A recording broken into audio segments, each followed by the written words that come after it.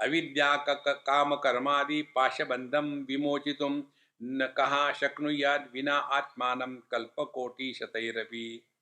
इसलिए अविद्या काम कर्म आदि बंध पाशम, तो उन्होंने पूछा था ना विद्यार्थी ने, को नाम बंधहा, बंधन किसको कहते हैं? तो यहाँ उन्होंने उत्तर दिया अविद्या काम कर्म, इन तीनों को मिला करके हृदय ग्रंथि कहते हैं। ग्रंथि माने गांठ।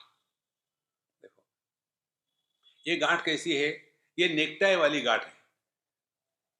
वो नेकटाई के लूप में अपने गर्दन को डालो तो गांठ पड़ती है, और उसमें से गर्दन निकालो खींचो तो गांठ खुल जाती है।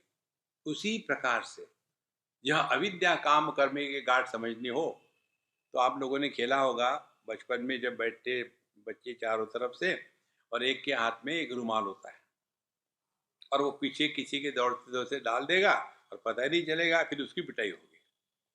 सिंपली रुमाल से मारो तो लगेगा नहीं, फिर उस रुमाल को गांठ मार देते और फिर मारो तो अच्छी तरह से लगता है। तो ये रुमाल की जो गांठ है, क्या रुमाल से अलग है? तो वो गांठ क्या है, न होते हुए भी परेशान कर रही है। गांठ रुमाल से अलग नहीं है। इसी प्रकार से परमात्मा में जो गांठ पड़ी है वो है अज्ञान, अविद्या, और उसके कारण हमको परेशानी हो रही है। तो जहां अविद्या है, अपने स्वरूप का पूर्ण ज्ञान नहीं है, वहां विक्षेप हो गए। उस विक्षेप को कहते हैं कामना या काम। अविद्या काम। एक बार हमारे हृदय में काम की वासना जागृत हो गई, देखो हम चले गए, कहाँ गए थे आप? हम गए थे वाराणसी। अच्छा, वहां से क्या लाए? हम लाए नहीं, हम तो वहां विश्वनाथ बाबा के दर्शन के लिए गए थे, कुछ नहीं लाए। नहीं, असल में हम आए थे बनारसी साड़ी खरीदने के लिए। फंस गए। देखो महाराज, तो जब मन में कोई भी काम हो, आपको वो कर्म में प्रवृत्त करेगा।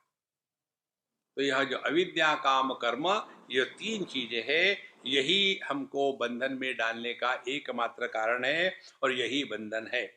तो जो इनसे अपने आप को विमोचितुम, अपने आप को बचाना चाहता है, क शक्नुयाद विना आत्मानम, हमको स्वयं को ही इसमें से निकलना पड़ेगा, अन्य कोई कर नहीं सकता। जैसे आपने जीपीएस लगाया अपने फोन में और बैठे रहे, तो फिर चलना भी है। अच्छा, चलना भी पड़ता है, हाँ जी, ये जीपीएस लगाने से नहीं पहुंच जाओगे। उसी प्रकार से शास्त्रों का अध्ययन किया, समझ में आया, अब उसके बाद अब शुरू हो जाओ। इसीलिए महत्व है, हमको अपनी साधना स्वयं करनी है,